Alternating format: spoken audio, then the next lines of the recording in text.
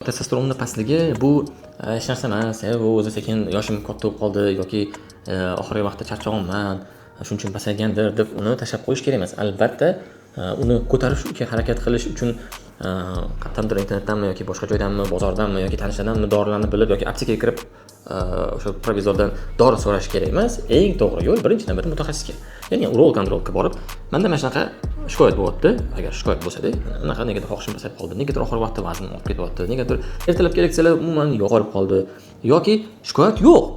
Prosta siz tekshirtirmoqchisiz o'z sog'lig'ingiz uchun.